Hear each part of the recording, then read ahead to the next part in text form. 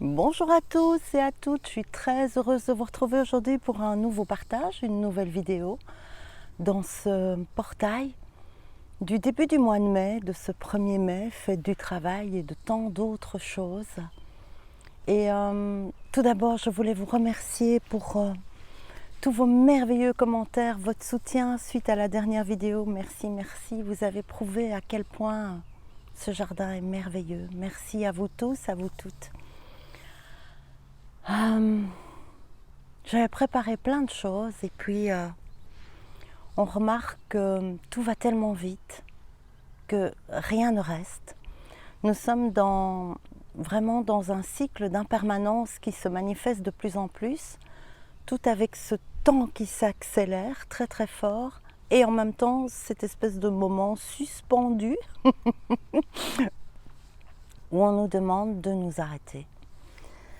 S'arrêter, être patient, tout en se mettant en action, voilà quelque chose qui semble vraiment difficile à mettre en pratique. Et aujourd'hui, je vais vous proposer vraiment 4 étapes au quotidien à pratiquer pour peut-être réussir à mettre cet élan du cœur qui s'installe de plus en plus dans la manifestation. Ce 1er mai est aussi la fête de Beltane. Et cette fête, c'est une fête au départ païenne. C'est une fête ancestrale, c'est une fête druidique où beaucoup de choses étaient importantes, où les druides allumaient des feux et c'était le retour de la clarté, la fin de l'hiver, c'était le retour de la lumière et on peut sentir qu'elle arrive. Cette lumière, c'était également la fête de la réunion du masculin, du féminin, de la fertilité, tellement de choses oubliées, tellement de choses mises de côté, tellement de choses ravivées. Aujourd'hui, on peut vraiment percevoir que quelque chose se déclenche, quelque chose se ravive, que la lumière vient percuter énormément de choses à l'intérieur, énormément de choses à l'extérieur. Tout est en mouvement, en étant encore comme sous le signe de l'hibernation de cet hiver, de ces dernières années qui ont été tellement des années d'introspection. Aujourd'hui, on va aller voir tout ça, on va aller voir comment danser autour du mât que les druides plantaient, qui s'appelait aux alentours de la fête du 1er mai, qui s'appelait Maypole, M-A-Y-P-O-L-E. Et c'est comme si ce mât qui nous demandait de nous aligner pour qu'on danse autour, mais également pour qu'on se sente avoir les épaules de porter ça, de se sentir épaulé, qu'est-ce qui m'épaule, et aussi, j'ai des frissons tout partout, et aussi comment j'arrive à unir tous ces pôles, tous ces extrêmes en moi, à l'extérieur de moi, de tout ce que je peux voir, de tout ce que je peux constater qui se met en place. Alors, j'avais noté plein de choses et puis tout s'est rétréci comme si tout était passé au séchoir. C'est ça. D'ailleurs, je viens de me laver les cheveux et je ne les ai pas séchés parce qu'il fait délicieux et c'est comme si on pouvait sécher naturellement tout ce qu'on avait pris toujours soin à rendre lisse. J'entends, c'est beau. Alors, on est vraiment à la croisée des chemins, on le sent, on sent qu'il y en a plein, on est dans le rond-point de l'Étoile de Paris et on a tourné en rond très très longtemps. Et aujourd'hui, des routes, des nouveaux chemins s'offrent à nous. Et peut-être que nous sortons aussi de beaucoup de modèles, beaucoup d'intermédiaires, beaucoup de choses que nous avons cru permanentes, que nous avons cru belles, auxquelles nous avons fait confiance, auxquelles nous nous sommes fiés, sur lesquelles des croyances se sont installées. Et aujourd'hui, quelque chose vient nous rappeler toute cette impermanence présente sur Terre, la nôtre aussi, dans notre corps, mais également peut-être quelque chose vient aiguiser notre observation, aiguiser notre regard, aiguiser nos visions, ce qui est la première étape. La première étape du changement, c'est avoir une vue, une lecture, mais également une observation profonde en conscience de ce qui est, pour ensuite pouvoir avoir le choix de le changer, de le garder ou de le modifier. Et nous sommes complètement là-dedans pour le moment. On peut sentir que de plus en plus, le calme intérieur nous appelle à être de plus en plus présents en nous déposant, en prenant le temps de s'arrêter. L'abattement, le besoin de l'abattement, de cette grande fatigue, c'est le repos. Se reposer en se sentant épaulé, se reposer. Ah, c'est drôle, il me disent, ah, c'est pour ça que tu as dû montrer tes épaules. D'accord, bah, bon, je suis d'accord. Je me suis demandé pourquoi, mais c'est comme ça. D'accord. Manifester ça, manifester être épaulé. Alors, on sent que ce mouvement est en... Ah, et c'est drôle, j'ai tout de suite un bercement qui arrive. Le mouvement dans lequel nous avons toujours été, qui est ce mouvement d'impermanence dont on ne voulait pas et qui devient de plus en plus visible autour de nous et qui devient également visible dans la sagesse dans laquelle on avait pu mettre nos espoirs, j'entends. On peut aussi voir, suite à toutes les actualités qui sont arrivées autour de nous, et vous savez que je ne m'en occupe pas, mais là il faut les voir. Voir que, alors que nous avons pu mettre notre confiance dans certains modèles de sagesse, certains modèles de prière, certains modèles d'intermédiaire, tous ces modèles explosent. C'est-à-dire qu'on se rend compte que sur Terre, il n'y a vraiment que des humains. Des humains avec leurs deux pôles, avec leur pôle lumière, leur pôle ombre, et que au plus loin qu'on regarde, tous ces sages étaient aussi, j'entends, bipolaires, dans le sens où ils avaient également deux pôles, puisqu'ici, nous sommes tous des humains. Nous sommes tous des humains avec notre côté ombre et notre côté lumière.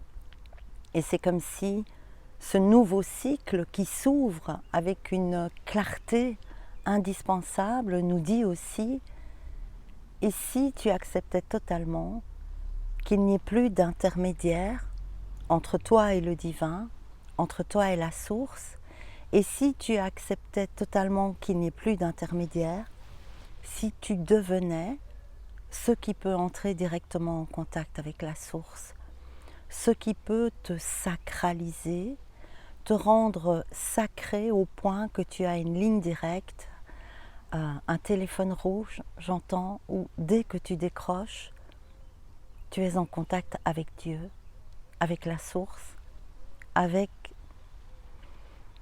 cette grande unité d'où tu as jailli pour aujourd'hui être ici et pouvoir créer quelque chose. Je voulais dire de différent, mais ce n'est pas ça. Quelque chose qui ne porte qu'une seule intention, qui est l'amour. Et ce travail-là est évidemment un travail profond qui va se manifester fort durant ce mois de mai, car ce mois de mai est celui où on ne peut plus mettre de mais dans notre vie comme excuse. Les excuses ne sont plus acceptées. Seul l'élan va être, j'entends. Alors, à travers cette notion d'observation, peut-être que cette sagesse, elle est en moi, peut-être que c'est ça que je dois développer, peut-être que je dois arrêter de courir derrière des intermédiaires, on peut peut-être aussi remarquer que certains ont marqué l'ère des poissons d'une manière indélébile, d'une manière permanente, j'entends, tels que certains prophètes, tels que Yeshua, tels que le Christ, tels que Jésus, dont on parle dans toutes les religions, même s'il n'y a pas toujours le même impact, même s'il n'y a pas toujours la même place, il y a comme quelque chose de permanent à travers la fréquence de Yeshua qui peut-être est venu en tant qu'humain montrer à quel point on peut rester divin, quoi qu'il arrive, quoi qu'il se passe, quelles que soient les attaques, quelles que soient nos peurs, quels que soient nos doutes, quel que soit l'extérieur. Et aujourd'hui, dans ce mois de mai, nous sommes ramenés à cette énergie du cœur sacré, cette énergie du cœur d'amour, cette énergie du cœur divin, sans aucun doute, sans aucun mais. Les 4 étapes de l'éveil au quotidien pourraient être cette observation qui est aiguisée de plus en plus pour nous maintenant, qui concerne à la fois le monde, à la fois l'autre et à la fois nous-mêmes. Et cette observation, elle s'aiguise, elle s'aiguise, elle s'aiguise, on voit de plus en plus clair. On a cet élan qui vient, qui porte en lui l'épaulement de mettre en place nos rêves les plus profonds, nos intentions les plus belles, nos plus grands désirs, mais pas le désir d'un point de vue matériel, pas le désir d'un point de vue humain. Ce désir de grâce à communiquer, à manifester, dont nous portons tous quelque chose d'unique. C'est pour ça que c'est si précieux. On peut donc sentir qu'on veut pour le moment. On a un espèce, donc la première étape c'est cette observation qui est vraiment en train de s'installer. Ensuite on a cette volonté qu'on sait qu'il ne peut plus être une volonté personnelle, mais une volonté collective qui va servir au collectif. Et en même temps, ça vient bousculer notre honnêteté, notre intégrité, celle des autres. Et on porte beaucoup d'héritage de c'est pas parce que tu veux que tu vas l'avoir, c'est pas parce que tu le désires que tu vas l'avoir. Et aujourd'hui, cette volonté qui a souvent été soumise à de la discipline, de l'obéissance, des obstacles, quelque chose vient nous dire, et si par cette observation que tu avais développée, maintenant, cette volonté qui n'est plus personnelle, mais qui devient une volonté beaucoup plus grande, beaucoup plus au service, tu ne devais pas la voir comme une obéissance, une discipline à manifester qui réveille tous ces anciens travers de tous ceux qui sont là et qui m'écoutent sont des grands rebelles. Donc, si on leur dit tu dois vouloir, tu dois agir, tu dois obéir et tu dois te discipliner, la ligne de départ qui est une ligne d'action, d'élan, elle n'arrive jamais. Elle n'arrive jamais parce qu'elle est inscrite dans nos mémoires héréditaires comme quelque chose de souffrant et de difficile. Et peut-être que, au lieu de, après cette observation, au lieu de vouloir, aujourd'hui, il nous est simplement demandé d'avoir de la clarté.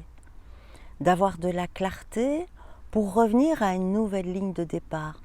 Une nouvelle ligne de départ simple. On peut voir que cette ligne de départ dans nos actions, elle peut être liée à des choses très simples à faire, qui sont souvent des choses qui sont reliées à « ça va me prendre peu de temps ». Comme par exemple, je dois faire ça, mais j'ai vite le temps d'appeler mon dentiste pour confirmer mon rendez-vous, parce que ça va ne me prendre que quelques minutes, et du coup on peut le faire. Ou alors, tiens, je n'ai pas besoin de faire le plein, mais je passe devant la pompe à essence, autant profiter de ça, je vais gagner du temps, je vais en profiter pour remettre de l'essence dans mon réservoir. Ou encore, qu'est-ce que je pourrais encore vous trouver comme exemple ? Je vais vite écrire ce petit mot parce que ça va me prendre 2 minutes, je le laisse sur la table et comme ça j'informe tout le monde de où je suis partie et à quelle heure je reviens. Et toutes ces choses-là qui prennent peu de temps, c'est comme si on arrivait facilement à les manifester. Et aujourd'hui, peut-être que quelque chose au niveau de cette clarté vient nous indiquer, regarde, comme ce que tu fais, simplement, facilement, est encore lié au temps que tu crois que ça va prendre. c'est-à-dire pas longtemps. Pas beaucoup de temps dans ma vie, ça ne va pas me priver de temps de vie, de temps d'action, de temps TANT et de temps TEMPS. Et avec cette clarté, aujourd'hui, on peut se dire, tiens, comment ça se fait que si ça ne me prend pas tant, alors je peux le faire. Et en observant ça, se dire, est-ce que c'est juste pour moi de me consacrer si peu de temps TANT? Est-ce qu'aujourd'hui, je peux m'accorder quelque chose de précieux, quelque chose de cette volonté précieuse que j'ai trouvée en moi, qui va me permettre de faire tant de choses? J'entends.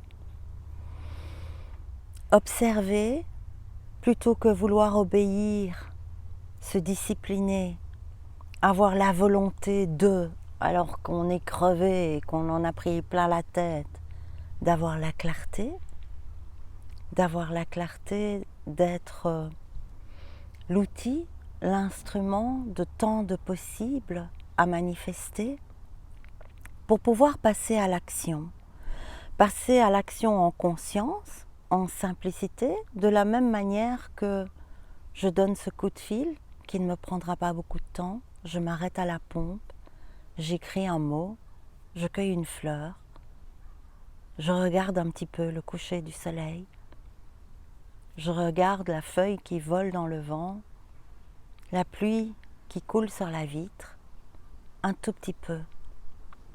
Et aujourd'hui, avec cette clarté, on peut observer que si c'est si facile de le faire quand ça ne prend pas beaucoup de temps, l'héritage inscrit est un héritage aussi impermanent, que nous pouvons changer. Je peux prendre du temps pour m'offrir tant de choses, tant de possibles. Pour ça, dans notre quotidien, on peut s'aider. Par exemple, on peut sacraliser ce que nous voulons rendre sacré. Si mon rêve, c'est d'écrire, eh bien, je vais m'aider avec ça. Je vais, pour écrire tous les jours, laisser un espace, une petite table, une table d'appoint que je vais voir. Dès que je rentre dans cette pièce, je vais voir mon cahier et mon stylo posés à cet endroit et je peux m'y asseoir facilement, comme je me suis arrêtée à la pompe, parce que je passais devant.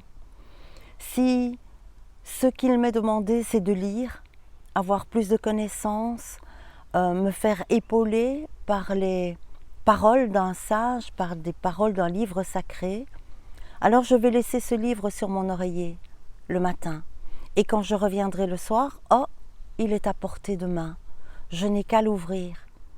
Si ce que j'aime, c'est méditer, mon tapis, mon coussin ne sera pas rangé quelque part entre deux meubles, mais j'aurai cet espace où quand je rentre dans cette pièce, il y a juste mon bougeoir, mon porte-encens, ma sauge et peut-être ce coussin que j'apprécie, que je choisis.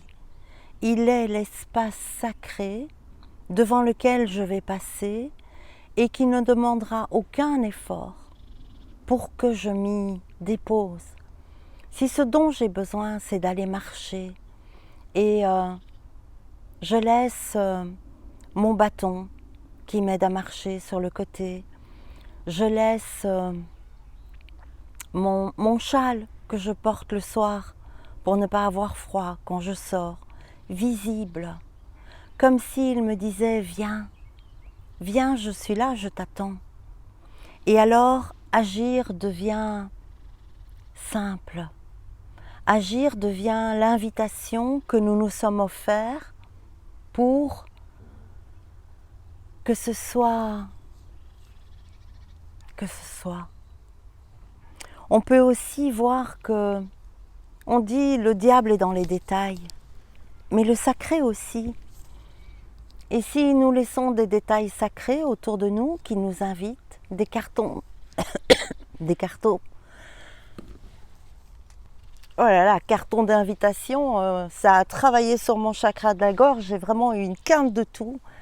N'attendez pas les invitations des autres. Invitez-vous vous-même, invitez-vous. Que votre vie, que votre lieu, que votre maison, que votre appartement ait cet endroit privilégié qui vous invite à être votre unicité, votre don particulier. Si vous aimez peindre, laissez votre chevalet, laissez la toile que vous êtes en train de dessiner à portée de main. Invitez-vous. Laissez Dieu vous inviter dans l'espace sacré que vous aurez manifesté. Il faut juste un objet. Regardez comme nous avons eu tellement l'habitude avant de nous asseoir devant la télévision. Mais tous les sofas, tous les divans sont face à la télévision. Ils nous ont toujours invités quand nous rentrions dans la pièce, dans le salon, à nous asseoir sans nous poser de questions. Parce que ils nous invitent à ça. Aujourd'hui,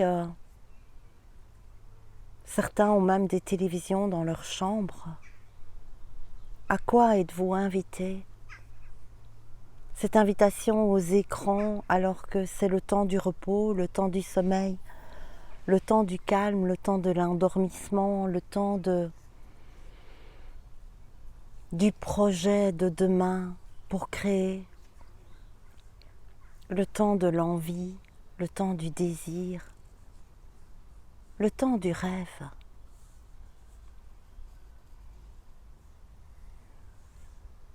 Le temps du silence.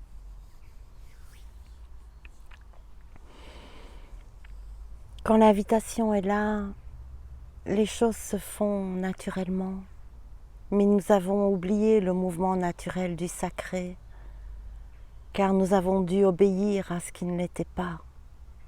Et aujourd'hui, cet héritage d'obéissance à ce qui n'est pas sacré est en train de s'effondrer, est en train d'être éclairé, est en train d'être observé. Tous nos héritages sont aussi impermanents si nous acceptons de les déposer, de les changer, de les transmuter.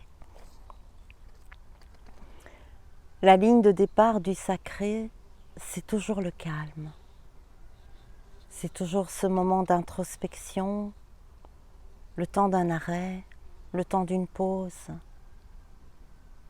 le temps d'une respiration consciente, observée, le temps de cette descente en soi qui propose tout, qui propose tant. Tout est là. On nous rappelle à quel point essayer de devenir ne sert à rien. Essayer d'être plus n'est pas possible. Nous sommes déjà tout.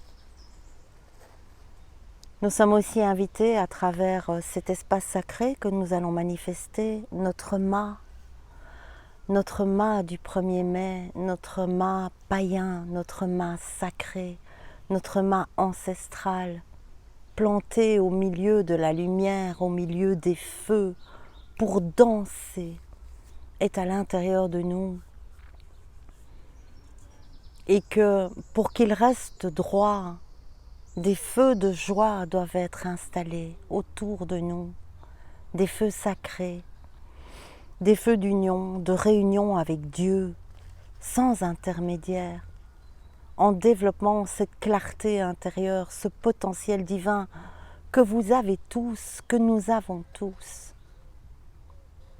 Tu es déjà tout en toi.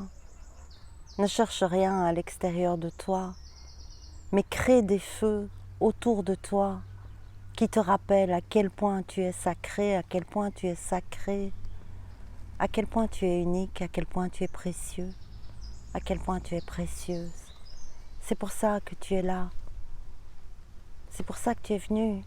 pour ça que tu es venu. Nous ne pouvons plus faire le sacré par la discipline du mental. Nous ne pouvons plus obéir à d'anciens dogmes.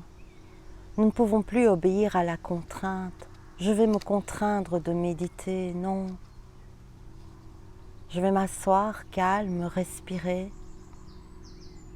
et devenir le méditant. Je ne peux plus être obligée d'écrire tous les jours. Non, je suis l'écrivain sacré, la plume sacrée. Je ne peux plus m'obliger de peindre. Je suis la couleur sur le tableau, sur la toile. Je ne peux plus chercher à briller. Je suis la lumière.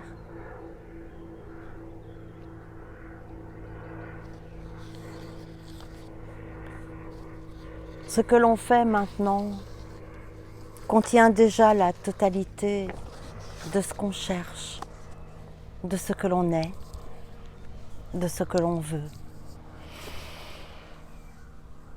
C'est tellement paisible. Qu'est-ce que vous voulez que je fasse? Profitez. Devenez des gros profiteurs, des grandes profiteuses. Profitez, profitez de tout. Profitez de tant de choses que vous êtes, que vous portez, de tant de choses que ce mois de mai va éclairer pour vous épauler, pour vous aider, pour vous soutenir, pour vous bercer, pour vous connecter. Le portail d'union sacrée est ouvert, j'entends. Vous n'avez pas à le traverser, vous avez juste à laisser venir à vous la lumière qui est de l'autre côté, que vous pensiez qui était de l'autre côté. Ce portail est à l'intérieur de vous et il s'ouvre quand il n'y a plus aucune excuse, plus aucun héritage, plus aucun mais. Je voudrais mais. Ce sont les moutons qui font mais et vous n'êtes pas des moutons. Si vous étiez des moutons, alors vous seriez le mouton noir. Le mouton noir qui rentre en pleine lumière et qui éclaire tous les autres. J'ai des frissons partout. Soyez des moutons noirs éclairés, rayonnants, flamboyants, heureux de temps. Heureux et libres d'héritage, heureux et libres de tout dogme, heureux et libres de toute obéissance à ce qui n'était pas sacré. Et j'entends saute-mouton. Je ne sais pas. Là. Alors je vais tirer dans l'oracle du féminin sacré, que vous soyez un homme ou que vous soyez une femme. Foi. La réceptivité s'ouvre. Alors, c'est celle-là. Estia, la déesse du sanctuaire. Où que c'est génial, c'est vraiment, voilà. Ils sont bien là. Où que je sois, je suis chez moi. Le plus sacré des sanctuaires se trouve en moi. Magnifique correspondance avec tout ce que je viens de vous dire. Merveilleux.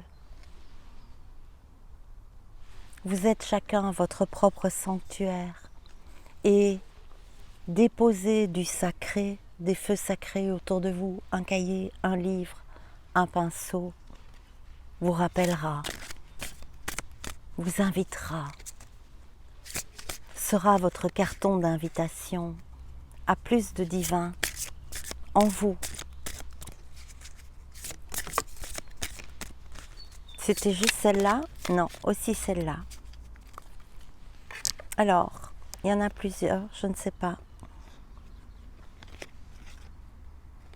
Ça va être tout apparemment. Alors, on y va. Il y en a un paquet qui sont tombés, mais c'est tout. Alors, je dois commencer par Rita de Cassia, la patronne des causes impossibles. C'est fini ça. À cause de c'est impossible, mais, non, non. La patronne des causes impossibles. Je suis miraculeuse. Tu es miraculeux, miraculeuse. Mes prières créent de puissants canaux de possibilités. Pour tous ceux qui ont envie, priez Sainte Rita. Dakini, le féminin éveillé, c'est ça qui est en train de se passer. Mon instinct viscéral est sage au-delà de toute raison. Il n'y a plus de raison, il n'y a plus d'excuses, il n'y a plus d'héritage, il n'y a plus de oui, mais moi, il n'y a plus de victime. Le mouton noir est éclairé. Il n'est plus victime d'être ni un vilain petit canard, ni un mouton noir. Il devient le signe de cette profonde lumière qui nous est offerte et qui nous est demandée de rayonner. Mon instinct viscéral est sage, au-delà de toute raison. Je fais confiance à mon intuition pour me guider, sans intermédiaire. Je m'adresse à Dieu directement. Je m'adresse à Dieu directement. Allô? Oui? Il est toujours là. Il est toujours disponible. Sekina, la présence du féminin sacré. Il remet des couches. C'est exactement ça. Que vous soyez un homme ou que vous soyez une femme. Et quel que soit le moment où vous regardez cette vidéo, au centre de toute chose, il y a la lumière. Et je suis cette lumière. Regardez. Regardez cette orchestration. J'ai 1, 2, 3, 4, 5, 6, 7, 8, 9, 10 tarots avec moi. Je tire dans un tarot. Et ce qui sort, c'est tout ce que je viens de vous dire. Si ça, c'est pas être épaulé, je sais pas comment ça s'appelle. La présence du féminin sacré, au centre de toute chose, il y a la lumière. Et je suis cette lumière. Et je dépose des feux sacrés autour de moi pour me rappeler que je suis cette lumière.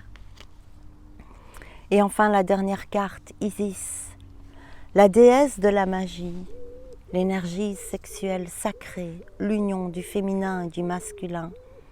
C'est fini l'autorité qui nous domine et qui nous faisait obéir et croire que nous étions des vilains petits canards et des moutons noirs. Nous sommes des dieux et des déesses qui se rappellent le lien à Dieu. L'énergie sexuelle sacrée, mon plaisir, est une prière qui me ramène à la vie. Qu'est-ce que tu fais qui te donne tant de plaisir? Qu'est-ce qui un jour t'a donné tant de plaisir que tu n'as pas eu le droit de faire?